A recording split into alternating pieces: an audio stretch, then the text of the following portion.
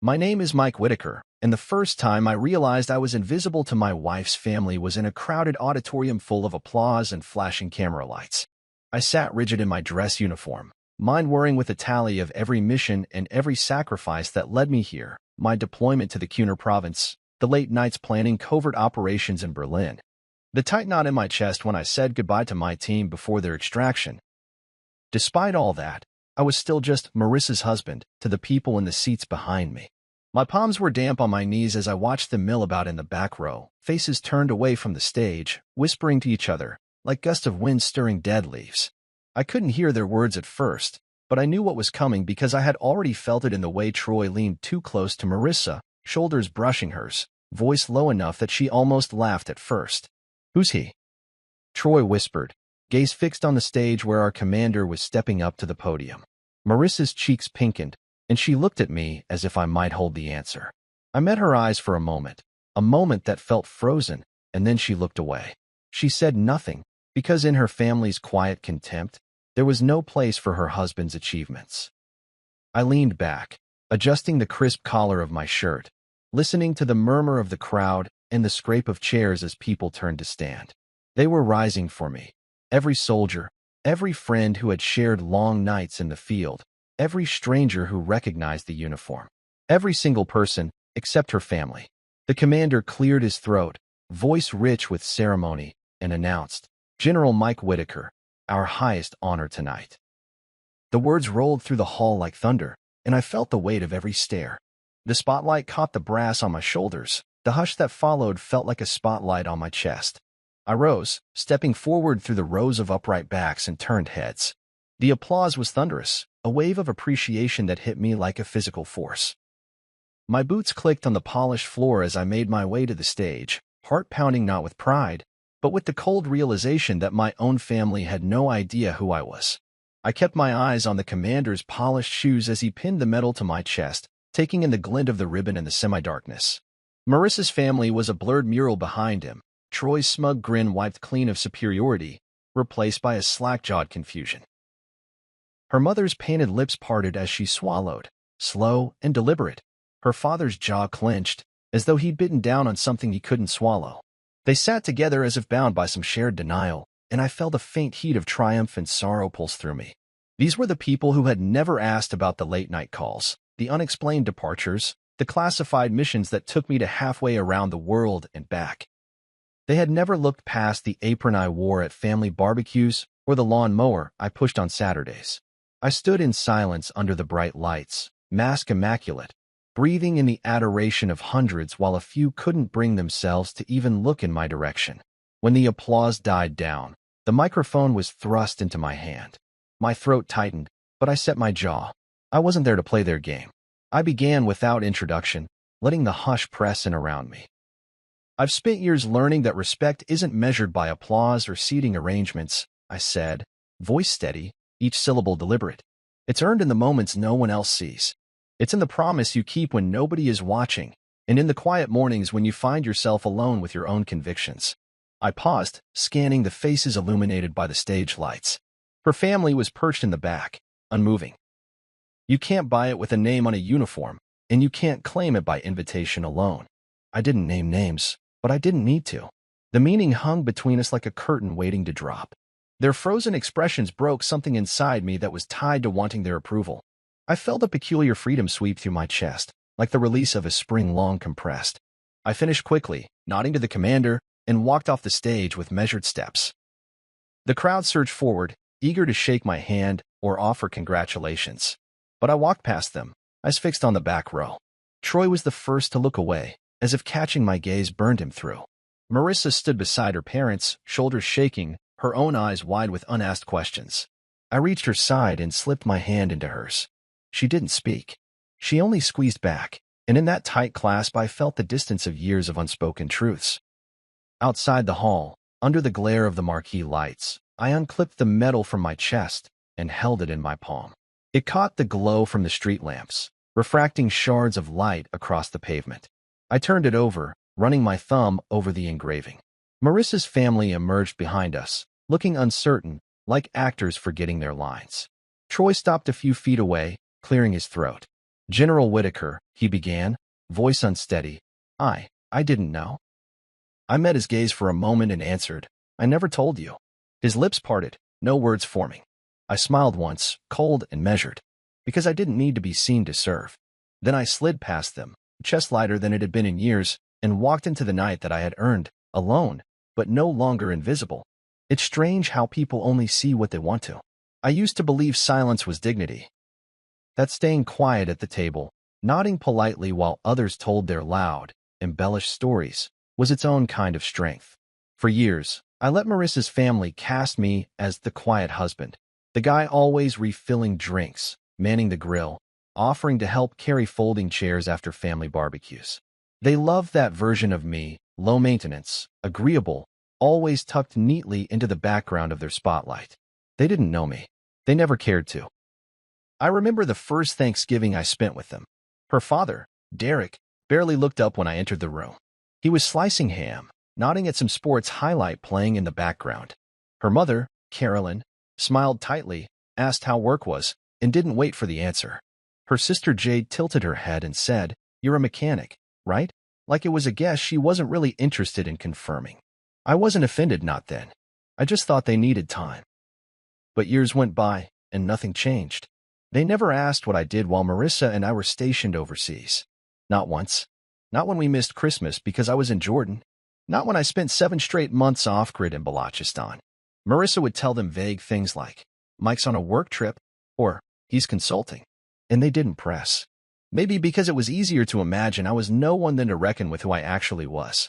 At home, I kept things normal. I fixed the sink when it groaned. I grilled steaks.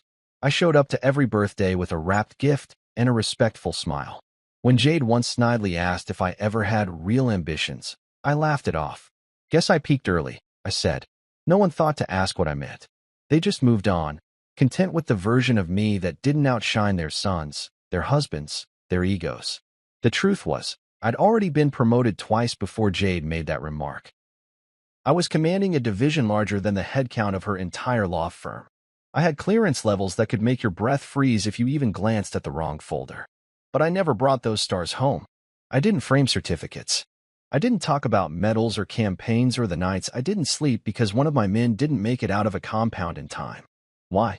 Because I never needed to. Because the field teaches you something that cocktail parties don't. You don't have to prove who you are to people who've already decided not to see you. I remember a backyard gathering last summer, burgers sizzling on the grill, kids darting through sprinklers.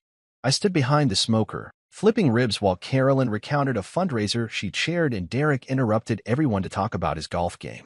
Frank, Marissa's uncle, clinked his glass during dinner and gave a toast. To Marissa, he said, for marrying a man who keeps her grounded. Down to earth. He raised his eyebrows at me, chuckled like it was a compliment. Everyone laughed. Marissa didn't even flinch. That's what stung. Because it wasn't just their ignorance. It was her silence. I had walked through deserts with a rucksack and a rifle, endured sandstorms that blistered skin off bone, led night patrols where the only thing between us and death was how steady I could keep my hand on a trigger. But to her family, I was the guy who brought the paper plates. The worst part is, I let them. I didn't correct them. Not because I was ashamed, but because deep down, I didn't think they deserved the truth. I didn't think they'd respect it if they heard it. They weren't the kind of people who understood service without spotlight. To them, power meant titles, businesses, law degrees, corner offices. Not uniforms or dog tags or foreign languages learned out of survival. Not negotiations that prevented wars before headlines ever caught wind of them. Every once in a while, Marissa would hint at something. My husband works in intelligence, she once told a nosy neighbor. But it came out more like a joke, like she wasn't even sure what that meant herself. She knew the outline of my days. But the depth, the sacrifices, I'm not sure she ever tried to understand. That's the thing about silence. You can mistake it for humility, or cowardice, or consent. Her family saw what I let them see. A man who smiled and nodded and disappeared into the background. I gave them a version of myself that made their lives more comfortable. And somewhere along the line, I think they started believing they were better than me. They thought their words didn't land because I was too dense to feel them. They thought I stayed quiet because I had nothing to say. But the truth is, I stayed quiet because I had everything to say. I stayed quiet because I had lived things they couldn't stomach. I had held dying soldiers in my arms and returned home to folding napkins for Carolyn's dinner parties. I had survived war zones and come back to being asked to pick up extra ice for brunch. And I did it. Willingly. Because I loved Marissa. Because sometimes love means putting on an apron and pretending that's the most important uniform you've ever worn. But the older I got, the more I realized silence doesn't always protect you. Sometimes it just makes you disappear. And the day Troy asked, "Who's he?" in front of hundreds of people, I understood the cost of that disappearance. They hadn't just dismissed me. They had forgotten me. Like I never existed beyond the edge of their assumptions. They never saw the man behind the apron. They saw a servant, an accessory, a placeholder. But they didn't see the man who commanded entire theaters of operation. The man who had decisions carved into his bones. The man who made the call no one else could. They didn't see General Mike Whitaker. Because I never let them. Until now. There's a strange kind of power in being underestimated. When people look at you and see nothing threatening, nothing accomplished, nothing memorable, it gives you space. Room to maneuver. They talk freely around you, unguarded. And that's exactly how Marissa's family operated. To them, I was just her husband. Quiet, reliable, unremarkable. It was the role they assigned me, and I wore it like armor. I remember one of those fancy dinners her mother loved to host. Everything was white. Napkins, dishes, conversation. Her Uncle Frank stood up to toast. He swirled his wine with unnecessary flair and said, "Here's to Marissa, for marrying beneath her, just enough to stay humble." Laughter rippled through the table. Carolyn dabbed the corner of her lips like he'd just said something poetic. Even Derek gave an approving grunt. And Marissa? She didn't say a word. She just clinked her glass to mine without looking me in the eye. That toast stuck with me. Not because it was unexpected, but because it wasn't. Because it felt so normal to them. To diminish me in public like that, in front of people wearing suits they thought made them important. I sat through it, smiling faintly, swirling my own drink like none of it mattered. And maybe to them, it didn't. But I felt something shift inside me that night. Not anger. Not even hurt. Just this widening distance between the man they thought I was and the man I had spent my life becoming. They never asked what I did when I left town for a week without notice. Never questioned the hours I kept or the scars I came home with. I once flew from Kabul to London, then back to D.C., all within 72 hours, after a covert debrief with a NATO liaison went sideways. When I returned, Carolyn asked if I'd had a nice vacation. I told her it was quiet. She laughed and said, "Must be nice." It was easier for them to believe I was just around. Just there. Some glorified handyman with a mysterious schedule. Even Derek, who prided himself on being a man's man, never once asked what kind of tools I actually used, because they weren't the kind you keep in a shed. They were the kind that keep men alive in places you only hear about when a headline slips through the cracks. Ankara, Zaranj, Aleppo. Places that sound exotic until you've stood knee-deep in the aftermath of what people do to each other when diplomacy fails. But I didn't correct them. I didn't pull rank in their dining room or hang medals above the mantel, because none of that mattered at Carolyn's table. Not the promotions, not the commands, not the calls from high places asking for my judgment. All that mattered there was perception, image. That you wore the right shoes and made the right jokes and didn't take up more space than you were invited to. So I stayed quiet. Because in that silence, I had peace. While they were sipping aged Cabernets and patting each other on the back for weekend wins, I was somewhere dark and far from comfort, doing things they'd never have the stomach to discuss. Leading young men through mountain passes where the air thinned and the line between right and wrong blurred. I made calls no one else wanted to make. Sent people into danger knowing they might not come back.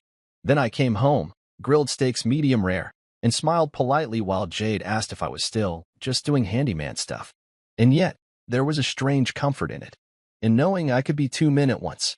At work, I was General Whitaker, calculated, sharp, efficient. In that uniform, lives moved because I said so. But at home, I was the one who unclogged drains and made pancakes on Sunday mornings. I carried both versions like parallel lines, never letting them meet.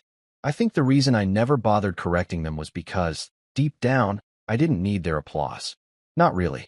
I didn't need their recognition to make what I did feel valuable. I knew my worth. My men knew it. My commanders knew it. The soldiers I helped bring home, some wounded, some just weary, knew it. That was enough. Still, every now and then, their words found cracks in the armor. The offhand comments, the dismissive tones, that dinner where Jade made a dig about someone who settled for less, then looked at me and said, "No offense." Marissa laughed like it was harmless, like it wasn't the kind of thing that chips away at a man, layer by layer. But I let it go. I always let it go, because to respond would have been to make it real. To demand respect would have been admitting their ignorance had the power to wound. And it didn't. Not really. Because I knew something they didn't, that the world was bigger than their kitchen islands and alumni newsletters. That power didn't always look like a tailored suit and a speaking slot at a fundraiser. Sometimes, power wore boots and kept secrets. I never wanted to be the loudest person in the room. I just wanted to be the one people called when it mattered most. And I was. My phone rang at 2 in the morning with questions that determined operations. My signature authorized movements most civilians will never hear about. And yet, in her family's eyes, I was the guy who carved the turkey and stayed quiet while Frank told the same old stories from his brief stint in the Navy 30 years ago. That duality, being everything in one world and nothing in another, used to frustrate me. Now, I see it for what it was. A test. A reminder that who you are doesn't depend on who sees you. Titles mean nothing in a room full of people who've already made up their minds. But dignity, that quiet, unshakable self-worth that's earned in places they'll never go. So I kept wearing the apron. I kept flipping burgers and staying in the background. But every time they underestimated me, every time they looked right past me, I smiled to myself. Because I knew exactly who I was. And one day, so would they. When the 85th Infantry Division announced the National Award ceremony, I didn't rush to tell Marissa. I didn't tell anyone. Not my brothers in uniform. Not the neighbors who always waved politely as I rolled the trash to the curb. Not even my own wife. I read the email alone, sitting at the edge of our bed in the early hours of a Tuesday morning. The screen glowed in the dim light as I stared at the words, recipient of the National Valor Honor, General Michael Whitaker. I didn't smile. I didn't fist pump or say anything dramatic. I just exhaled through my nose and pressed my phone face down onto the nightstand. Marissa was still asleep beside me, curled away, breathing soft and even. I could have nudged her, told her the news right then, watched her eyes widen in sleepy amazement. But I didn't, because I already knew what that conversation would become. If I told her, she'd mention it to her parents. They'd offer a delayed, awkward congratulations, maybe. Or they wouldn't say anything at all. They might question what the award even meant. Her mother might say something like, "I didn't realize those kinds of honors were still given out. Don't they do that for actual combat veterans?" Her father would nod like he understood the chain of command, even though the closest he ever got to leadership was managing the produce section of a grocery store in the 80s. I didn't want their forced praise. I didn't want their bored nods or slow, suspicious clapping. Over the years, I'd learned something vital. Never invite people to clap for you if they've spent every moment doubting you even deserved a seat in the room. This award wasn't for them. It was for the missions no one knew about. The evacuations I coordinated under moonless skies. The orders I gave with trembling hands because I knew not everyone would come back. The nights I sat alone in a foreign country, wondering if silence was safer than memory. It was for the weight I carried back home, folded into my chest like an extra rib. So I pressed my own uniform. I polished my shoes until I could see my own face in the leather. I laid everything out like I used to before field drills. Tight, sharp, exact. I scanned the room. I trained and alert out of habit, not nerves. Soldiers stood in tight clusters, medals flashing beneath the chandeliers. Young officers with wide eyes nodded as I passed. A few saluted, some respectfully, some nervously. I acknowledged them with brief, silent nods. The kind that said, "You don't need to know me to respect what I've done." And then, across the room, I saw them. Marissa, Troy, her parents, her sister Jade. All seated toward the back, where the less important guests often drifted. They hadn't told me they were coming. That wasn't surprising. Marissa must have heard about the award eventually and brought them along like party crashers who thought their name alone earned them entry. I watched them for a beat. Troy scrolled his phone. Derek leaned back with arms crossed. Carolyn adjusted her scarf like the air in the room didn't smell expensive enough. They hadn't noticed me yet. I walked down the side aisle, past the tables of decorated servicemen and women, their families already rising to clap as names rolled across the projector screen. When the commander stepped to the podium, the room shifted into quiet reverence. I stood near the stage, waiting. And when he said, "Tonight's highest honor goes to someone many of you know by title, but few have seen fully," I could feel every breath in that room pause. A man who has commanded with quiet clarity, served without applause, and led without needing to be seen, General Mike Whitaker. The applause roared like it had been waiting in someone's chest for years. I turned slowly and walked forward. The crowd rose as I passed. They weren't clapping for a mystery. They knew exactly who I was. They had followed my record. They had read my orders. My life's work was etched into every standing ovation, every pair of eyes tracking me as I moved toward the stage. Except for Marissa's family. They stayed seated. I didn't look at them directly. I didn't need to. I could feel it, the confusion radiating off Troy like heat. The silence from Carolyn, who for once had no tidy little phrase to explain what was happening. Jade's furrowed brow. Derek's hand tightening around his drink. This wasn't a backyard cookout. This wasn't a birthday brunch where I fetched ice and paper towels. This was a moment they had no language for, because I had never given them the words. I'd never handed them the narrative they were now trying to rewrite in real time. As I stepped onto the stage and shook the commander's hand, the cameras flashed. The metal was pinned. A quiet beat passed, and someone extended a microphone. I hadn't planned to speak. But years of being talked over, brushed aside, chuckled at, and condescended to, it rose up in my chest like water hitting a dam about to burst. I took the mic.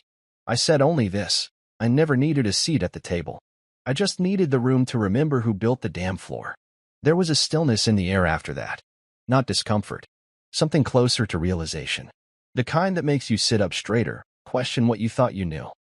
And far in the back, behind rows of respect I hadn't asked for but damn well earned, sat a family who had mistaken my silence for insignificance. They had withheld every invitation to be seen, but I didn't need theirs, because I was already exactly where I belonged. The odd thing about being invisible is that when people finally see you, they don't know what to do with their eyes. I watched it happen in real time. As the commander finished his introduction, those deliberate words about leading without applause and serving without needing to be seen, the crowd began to rise. A ripple first, then a wave. Chairs scraped backward. Palms met palms in thunder. Uniforms, dress blues, civilians in sleek black suits. All of them on their feet, faces turned toward the aisle I now stepped into. And yet, in the corner of the ballroom, tucked behind a pillar, they stayed seated. Marissa, Troy, Carolyn, Derek, Jade. You'd think someone had turned them to stone. No movement, no shift. Like their bodies hadn't caught up with what their eyes were trying to process. I walked past them on the way to the stage, my dress shoes echoing on the polished floor. Not a word, not a glance from Marissa.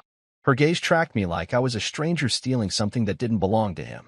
The commander shook my hand as I stepped onto the platform, his grip firm, his smile proud. The applause rose again. This time with whistles, the kind you hear at homecomings and parades. I nodded once, chin steady, posture perfect. Not for the cameras. Not for the crowd. For me. For the version of myself that had spent years shouldering other people's indifference like a rucksack full of bricks. The metal was cold against my chest when it was pinned. A shining star on my heart. Silver and blue. I stared out over the crowd and saw the admiration in their eyes. These weren't people guessing who I was. These weren't people muttering, "Who's he?" to the person beside them. They knew. They understood. Even the young cadets, eyes wide and reverent, knew what this moment meant. Some had studied my missions, my reports, my work in the shadows that kept theirs from becoming tragedies. They were clapping for a legacy, not a label. But in the corner, Marissa's family remained seated. Still, quiet, shell-shocked. I didn't look directly at them. I didn't need to. I could feel their expressions. The tightening lips, the darting eyes, the whispered confusion. Troy's smugness, that ever-present swagger, had vanished like vapor. Derek's usual superiority had melted into a clenched jaw.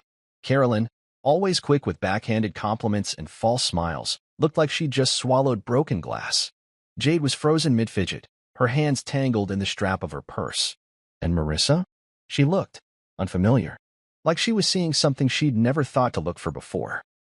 I stood just a few feet above them, fully visible at last, and it was as if I had haunted their dinner table for years only to materialize now. Under the harsh clarity of fluorescent light, an irrefutable fact. It was the first time Troy looked straight at me. Not with irritation, not with casual dismissal, with fear, and not the kind born of danger, but the kind that comes when the story you've told yourself begins to collapse in on itself. He looked at me and realized he had never once considered who I really was. That all his lazy jokes, his snide comments about blue-collar charm and quiet types, had been thrown at a man who had spent decades commanding forces he could never hope to understand. That fear? It wasn't about me. It was about the mirror I had become.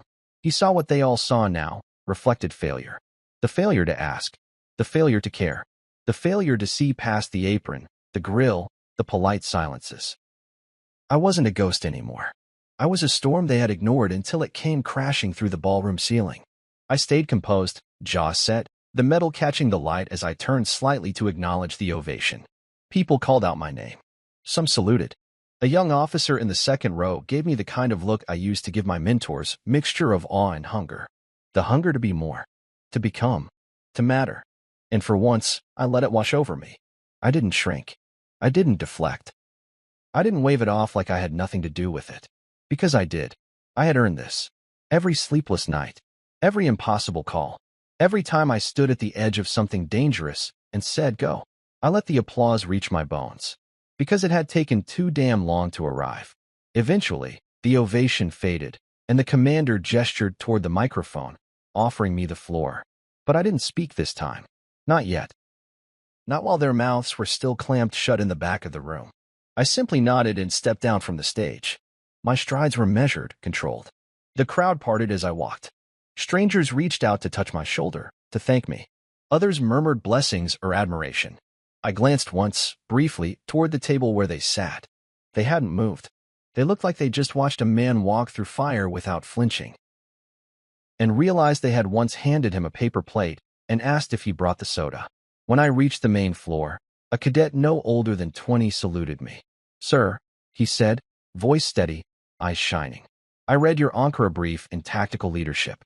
It changed the way I see everything. Thank you, sir. I shook his hand. You're welcome, I said. Keep your mind sharp.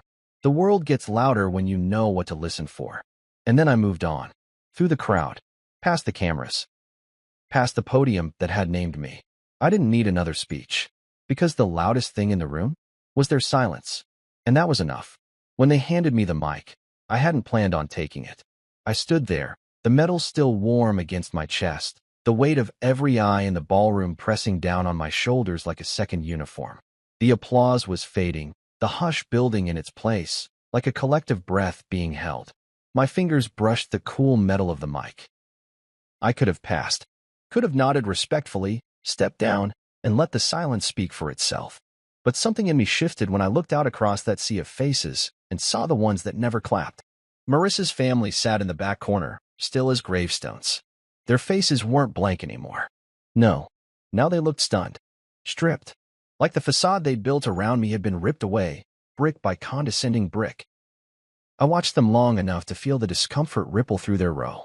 That's when I realized I had something to say. Not just for them, but for every man who's ever been dismissed because his pride didn't come with noise. For every soldier who led from the shadows. I raised the mic. No notes. No rehearsed lines. Just the truth. I wasn't going to speak tonight, I said, voice steady, eyes scanning the room. I figured the work would speak for itself. But as I look out at all of you, I realize silence has its limits. There were nods. A few soft hums of agreement. But in the back, the stillness from their row grew heavier. I didn't look directly at them, but I felt their unease like a second heartbeat. I've spent most of my career leading men and women who didn't need to be seen to matter. People who stood guard while others slept. Who made decisions in seconds that affected years. Who did their jobs without applause, without medals, without fanfare. People who understood that duty doesn't demand attention. It demands presence. I paused. Let that land. And yet, outside of this room, some people confuse silence for insignificance. They think if you don't talk about what you've done, it must not be much. If you don't advertise your worth, maybe you don't have any. A few heads turned. Some looked toward the back. I stayed steady. Respect, I said slowly, doesn't come from who claps the loudest for you. It comes from who keeps showing up when no one's watching. From who you are when the cameras aren't on. When there's no podium, No title, no one handing you a microphone. My voice didn't rise. It didn't need to. I let the truth do the work. For years, I've listened to people laugh at the idea of quiet strength, at patience, at humility. I've sat at tables where I was expected to smile and nod while others talked over me. People who didn't know what I carried, who didn't care to ask. Now I looked at them, directly.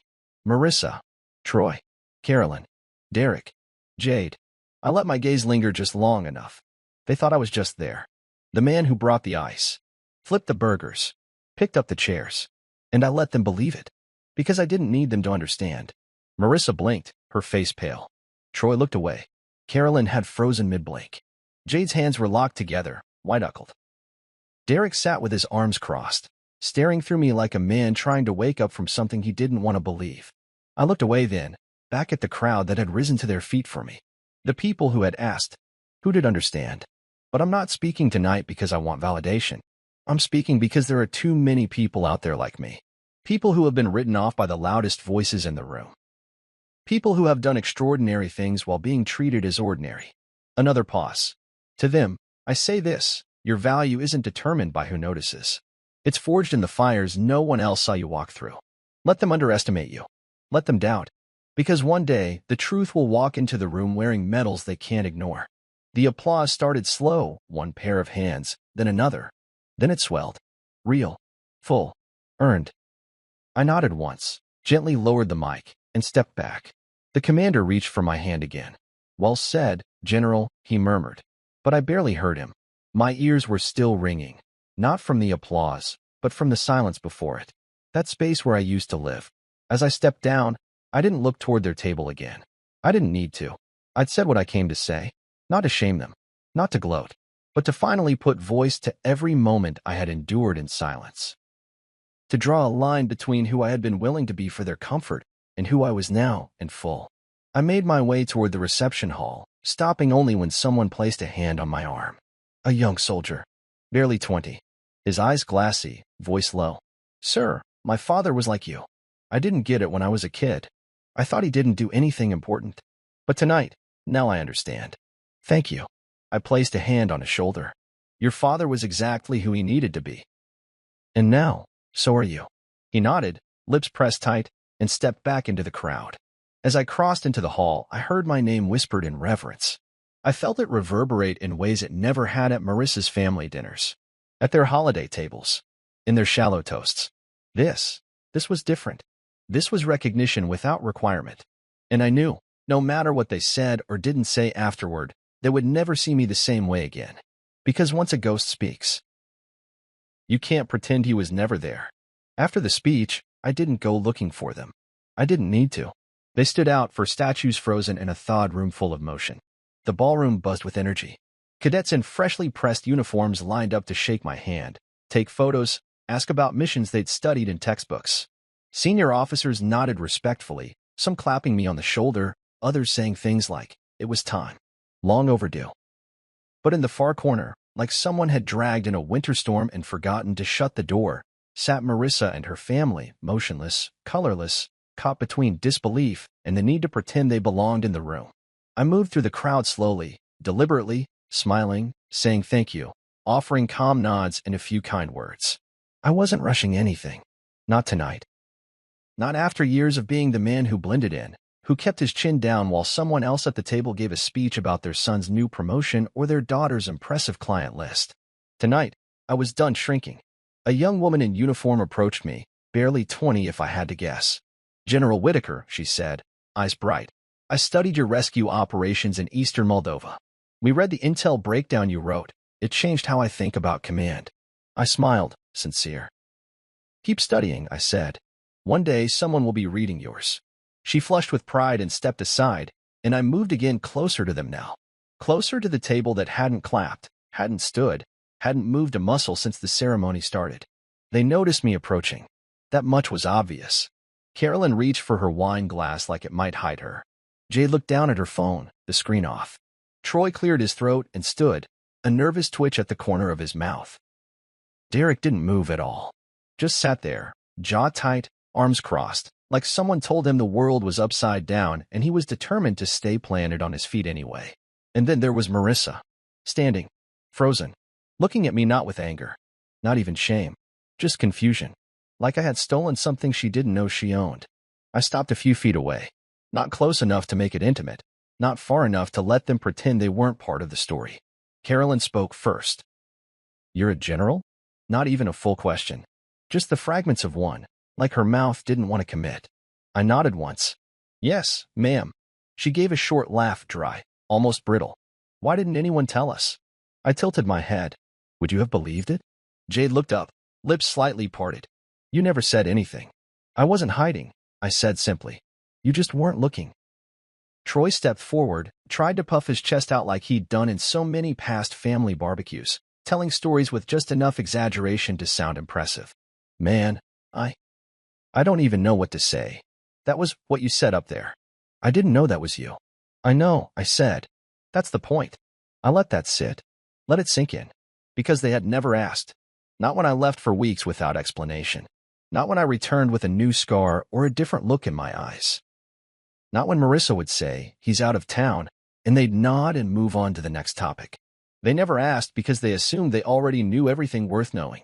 Marissa finally spoke. Her voice was softer than I expected. "Why didn't you tell me?" "Not once." I turned to her fully now. Not harsh. Not angry. Just honest. Because every time I tried to talk about something real, you changed the subject. You'd say, "Can we not make this heavy tonight?" Or just tell me when it's over. You liked that I didn't bring the war home. You never wondered why that was.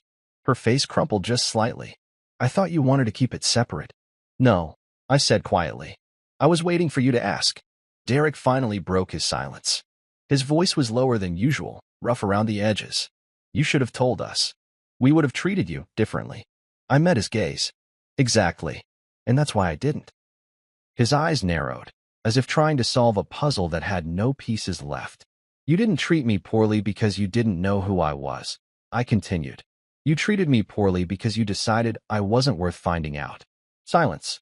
Heavy. Honest. Jade looked away, ashamed. Troy shifted awkwardly, hands in his pockets.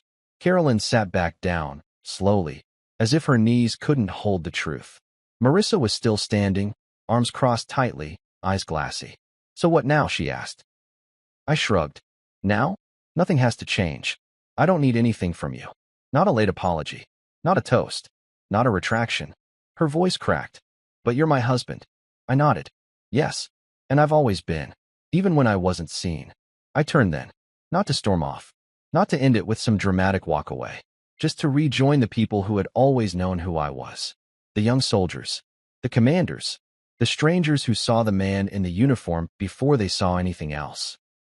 Behind me, I heard nothing. Not a word. Not a footstep. Not a protest.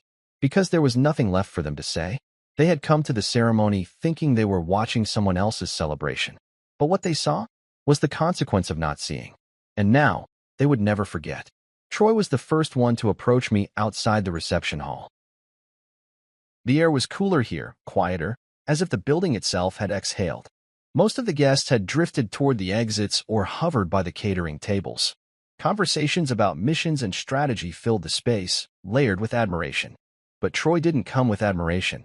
He came with confusion barely disguised as familiarity, like he was trying to find the version of me he could still mock, still understand.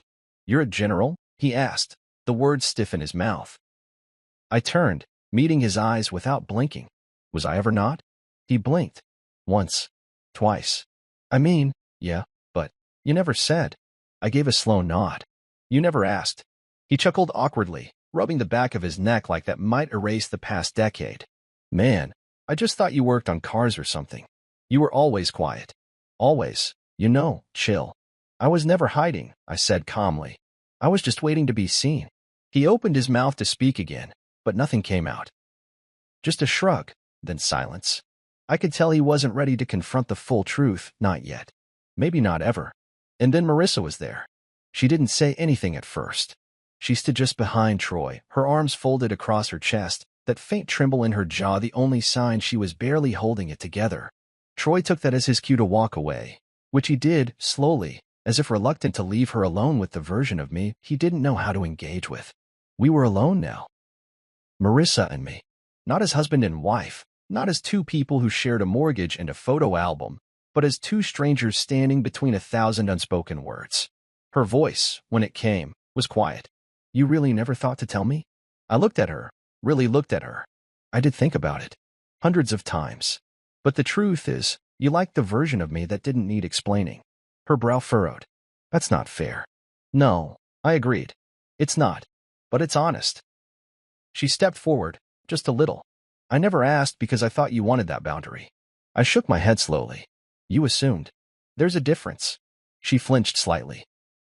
Look, I didn't know you felt so small around my family. I didn't feel small, I said. They treated me small. There's a difference there, too. Her eyes dropped. I watched her lips press together, holding back whatever defense she wanted to offer. So what? You resented me all this time? No, I said, and I meant it. I was disappointed. There were moments I hoped you'd look closer, ask more. But I learned to stop expecting that. She looked up at me now, her eyes wet. You make it sound like I never saw you. You saw the version of me that made your life easy, I replied. You married a shadow, not a man. Because a shadow doesn't argue at dinner. A shadow doesn't challenge your family. A shadow fits into the outline you carve. Her silence was louder than anything she could have said. You married a man who held his tongue because he didn't want to embarrass you, I continued. Who took every joke, every sideways comment, because he didn't want to put you in the middle. And you let him. I didn't know, she whispered. I nodded. I know. The hard part was, I wasn't angry anymore. Just tired. Tired of pretending that love alone could carry everything. Tired of the gap between the man I was in uniform and the ghost I became in their living room. Marissa reached for my hand, hesitated, then dropped hers. What happens now? I took a breath, looked at the stars through the window behind her. I'm not leaving you. I'm not trying to punish you. But from here on out, I won't disappear for anyone. If I'm in a room, I will be in that room. And if someone talks down to me, I won't swallow it to make you comfortable. She nodded, slowly, like each word took a second to settle. Okay. I'm not asking for applause, I said. But I'm done accepting silence as support. That last part hit her. I could see it. Because deep down, she knew her silence had been louder than any insult her family ever gave me. It was her silence that let them believe their versions of me were true. She reached again, this time placing her hand over mine. It was warm, trembling. I'm sorry, she said. I really am. I nodded, but I didn't say it was okay. Because it wasn't. And it didn't need to be. Some truths need to sting to sink in. In the distance, someone called out my name, another officer, waving from across the room. I turned back to Marissa one last time. It's not about the title, I said. It never was. It's about knowing someone was standing right in front of you the whole time and realizing you never truly looked. She let go of my hand. And I walked away. Not in anger. Not to make a scene. Just to rejoin the world that saw me clearly, without needing a ceremony to understand what I'd done. Behind me, I didn't hear her follow.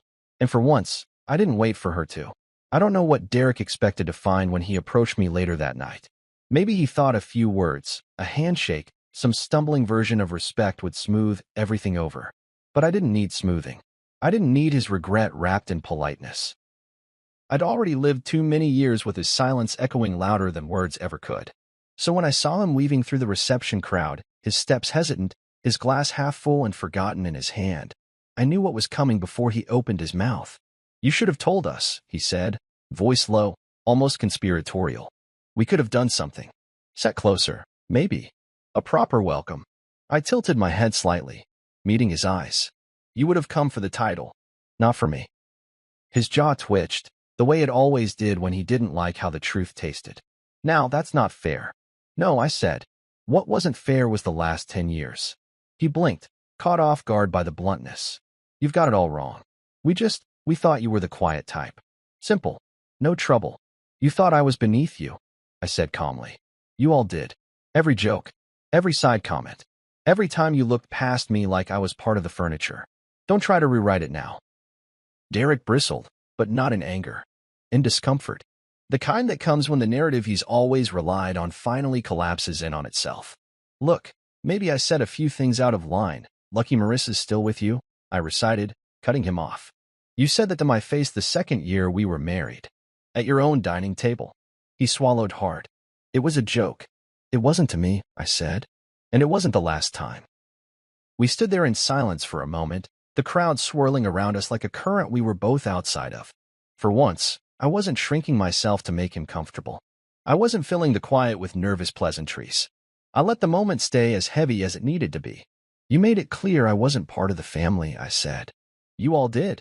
Not because of who I was, but because I didn't wear my worth like a neon sign. Derek looked down, then up again. You're right, he said eventually. You're right. We didn't know. We didn't try to know. And now you do, I said. But don't pretend it changes everything. It just shows you what you missed. He didn't argue. He didn't have the ground to stand on.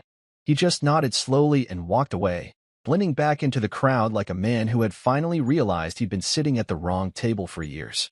A few minutes later, Carolyn passed me without a word. Not even a glance. Jade gave me a look, part guilt, part embarrassment, but didn't stop. Marissa stood near the exit, arms crossed, lips pursed, as if holding back everything she hadn't said earlier. But I wasn't waiting for any of them. I'd already received everything I needed. The thing about being overlooked for so long is that eventually, you learn to stop chasing validation. You learn that your value isn't something someone else has to confirm. It's something you carry. And tonight, I carried it with every step I took. I walked out onto the terrace where the night had settled in, quiet and heavy with the scent of warm air and distant rain. A few officers lingered there, talking in low tones, laughing softly. One of them, Colonel Reyes, turned and clapped me on the back. Hell of a speech, he said. I've known you for years, and even I didn't realize how much you've been holding back. I wasn't holding back, I said with a small smile. I just knew where it would fall on deaf ears. He chuckled. Well, you've got a lot of people listening now. I nodded and looked up at the sky. Maybe, but I'm not speaking for them anymore. I'm speaking for the ones who were never on the list either. He let that hang, then said, I'll drink to that. After he walked off, I leaned against the railing, staring at the parking lot lights blinking below. And that's when it hit me, not sadness, not anger, just clarity. I had never been on their list.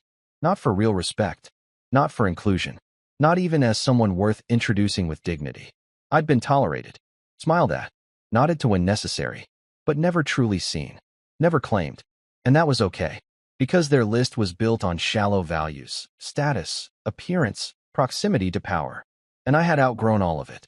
They didn't have to like me. They didn't have to clap. They didn't have to rewrite history. What mattered was that now, they couldn't pretend anymore. I was never on their list, but I had made it onto my own. And that was the only one that mattered. The hallway was quieter now. The ceremony had ended. The crowds had thinned.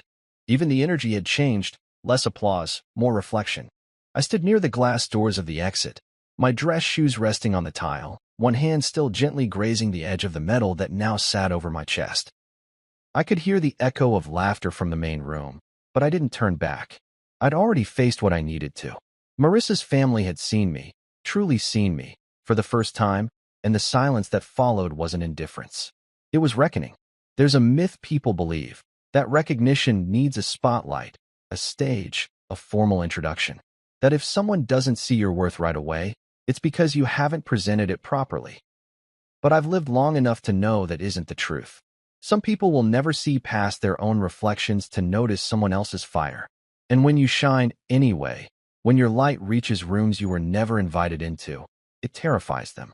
Because they didn't give you permission. I was never on the list. Not for respect. Not for celebration. Not even for consideration. I wasn't supposed to be the one commanding applause.